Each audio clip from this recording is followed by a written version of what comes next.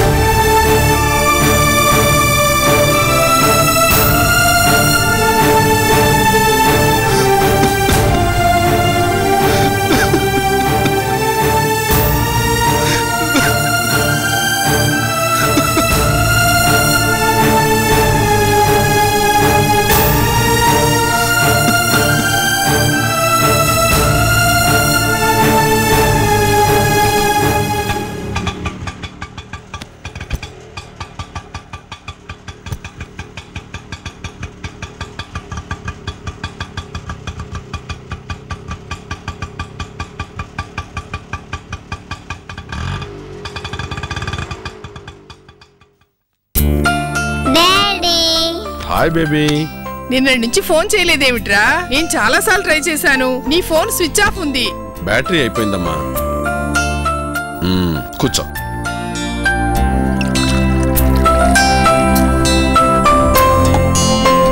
స్కూల్కి వెళ్తున్నావా?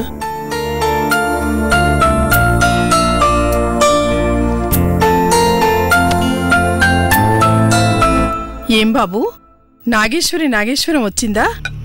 అక్కడ దైవకార్యం ఎటువంటి ఆటంకాలు లేకుండా పూర్తయిపోయాయా?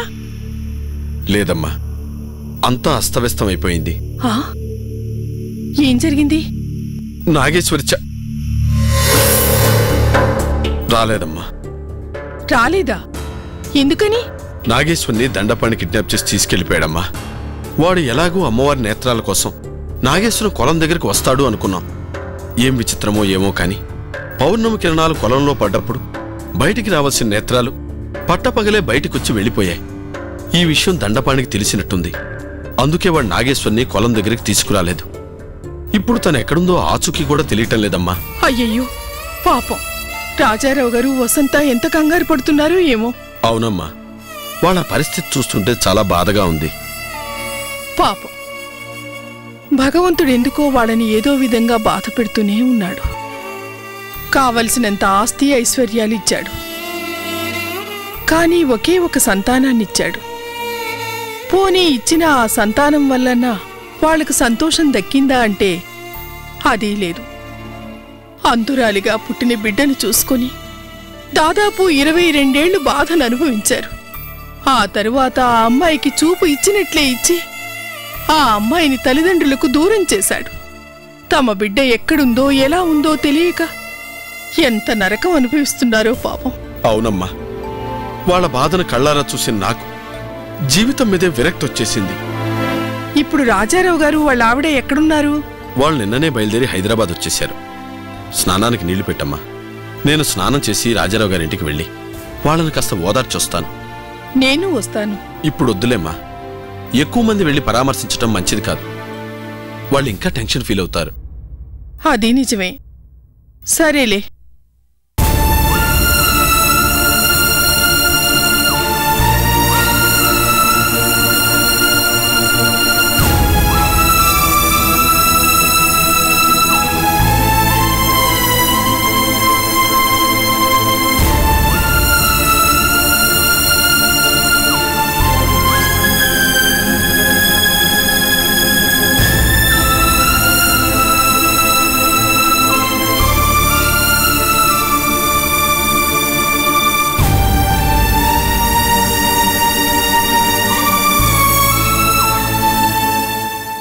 డాక్టర్,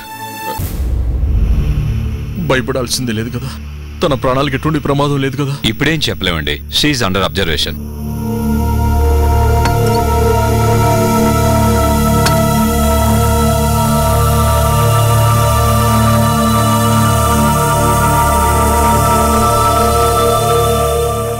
సార్, ఇంకా 20,000 కౌంటర్లో పే చేయండి. ఇదిగోండి మీ అడ్మిషన్ కార్డ్.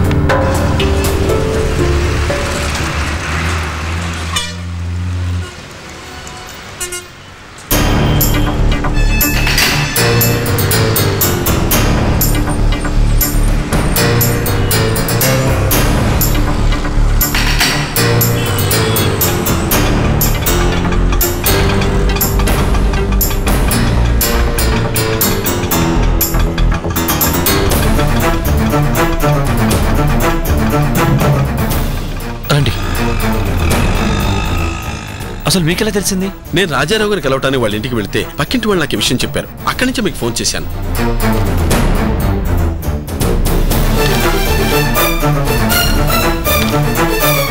వసంత అనే పేషెంట్ ఎక్కడ ఉన్నారు? Second floor ICU. Thank you.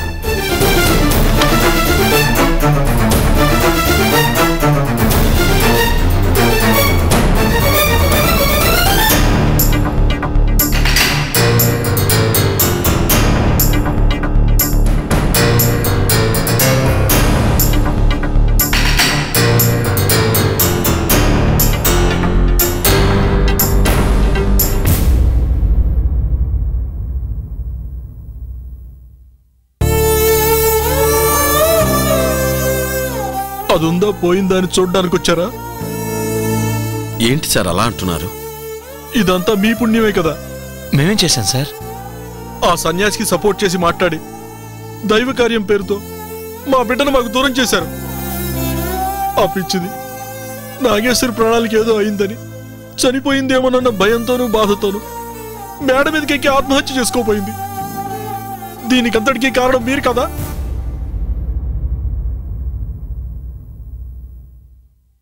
ఇప్పుడు ఎలా ఉంది సార్?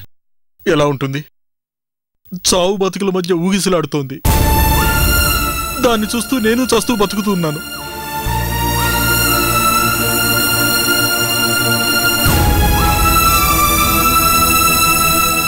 డాక్టర్స్ ఏమంటున్నారు సార్? ఇప్పుడప్పుడే ఏం చెప్పలేమంటున్నారు. నాగేశ్వరు వస్తే బతుకుతుందేమో.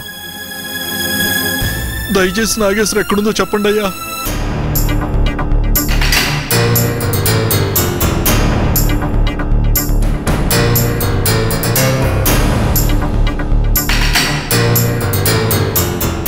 కావాలంటే మీ కాళ్ళు పట్టుకుంటాను. ఆ సన్యాసునికి నా బిడ్డ ఎక్కడుందో చెప్పమనండి. నా బిడ్డను తీసుకొచ్చి నా భార్యను బతికించుకుంటాను.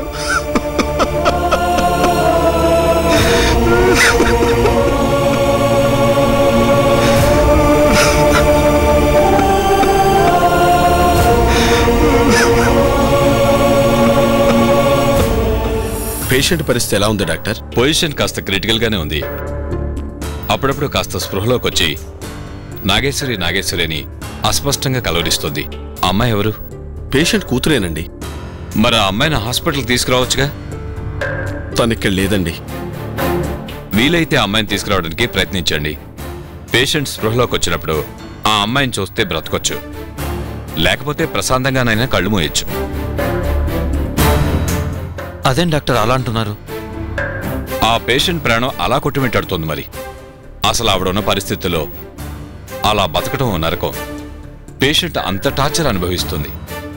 ఇప్పుడు ఆవిడ బతకడానికి ఉన్న ఒకే ఒక సోర్స్ నాగేశ్వరిని తీసుకురావడం. ఆ అమ్మాయి ఎక్కడున్నా వీలైనంత త్వరగా తీసుకురండి, లేకపోతే మన చేతుల్లో ఏమీ లేదు.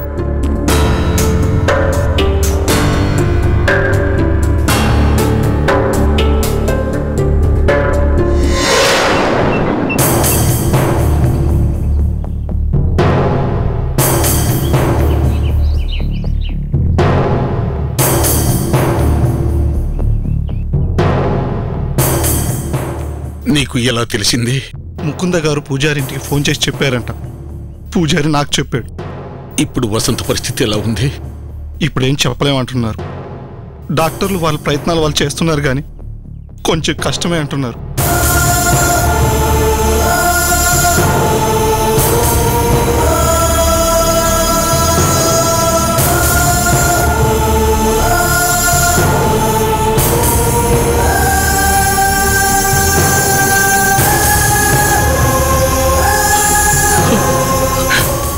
ఏమిటి సిద్ధప్ప ఇది? ఎందుకు ఇలా జరుగుతోంది? నాగేశ్వరి మరణ వార్త వింటే వాళ్ళు బతకరనే భయంతోనే వాళ్లకు చెప్పకుండా దాచాను. వాళ్లకు నిజం తెలియకపోతే ఏదో ఒకనాడు తమ బిడ్డ తమ దగ్గరకు తిరిగి వచ్చేస్తుందన్న ఆశతో ఎదురు చూస్తూ బతికేస్తారనుకున్నాను. కానీ ఇలా బిడ్డను తలుచుకునే ఆత్మహత్యకు పాల్పడుతుందని నేను కల్లో కూడా ఊహించలేదు.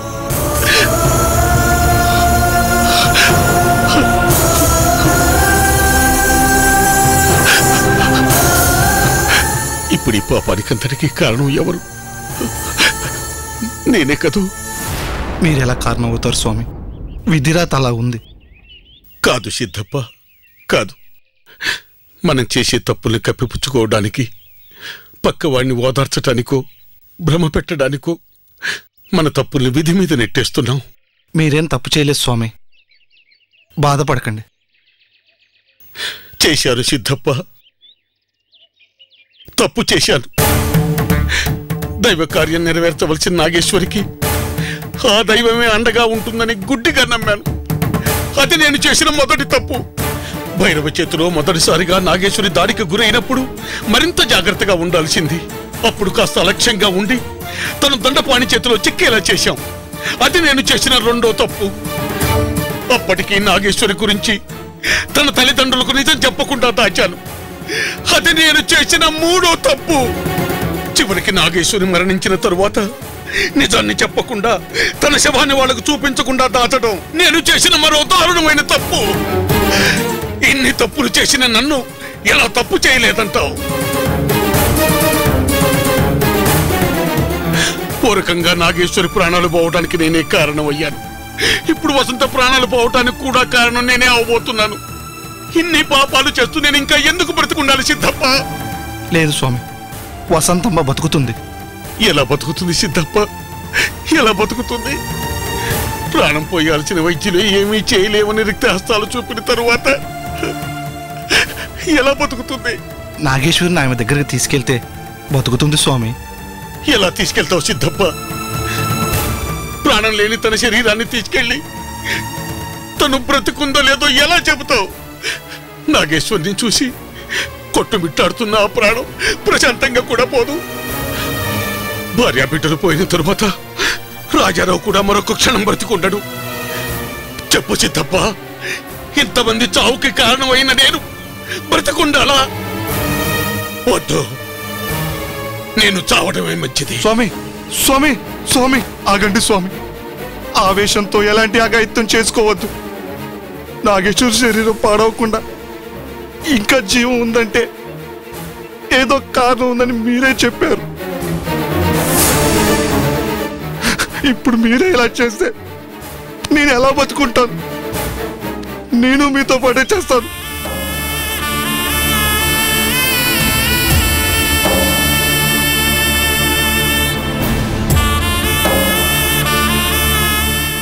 వేచి చూద్దాం స్వామి, అంతా మంచి జరుగుతుంది.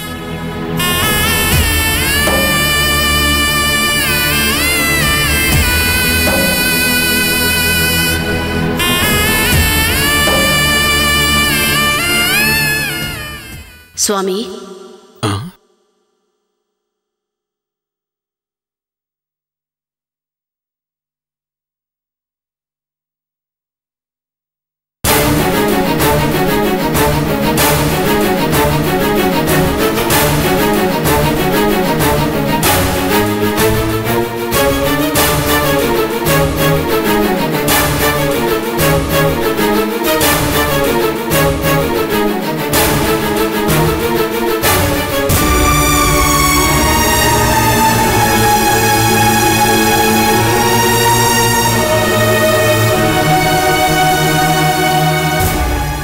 మిమ్మల్ని చూసి ఒకప్పుడు గర్వపడేదాన్ని, కానీ ఇప్పుడు బాధపడుతున్నాను.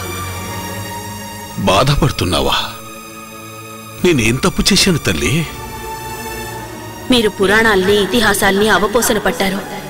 పురాణ పురుషుల చరిత్రను చదివారు, వారిని ఆదర్శంగా తీసుకున్నారు. నిన్నటి వరకు మీరు ఆ ఆదర్శాలనే పాటించారు. కానీ ఈరోజు ఆ ఆదర్శాల్ని, నీతిని పక్కన పెట్టి మీరు ఓ సామాన్యమైన మానవుడిలాగే ప్రవర్తిస్తున్నారు. దేని గురించి తల్లి నువ్వు చెప్పేది? మీలో వచ్చిన మార్పు గురించి. మార్పా? అవును. నలుగురికి నీతి బోధ చేస్తూ కష్టకాలంలోనూ, మనిషిని దైవం పరీక్షించే సమయంలోనూ ఎంతో సంయమనం పాటించి నిజాయితీగా అనుకున్నది సాధించేంత వరకు ఎదురు చూడాలని చెప్పిన మీరే మీ సహనాన్ని పోగొట్టుకుని దైవం లేదని మీ మనసును మార్చుకున్నారు. అర్థమైంది తల్లి, నువ్వు నన్ను ఏ విషయంగా నిలదీస్తున్నావో అర్థమైంది.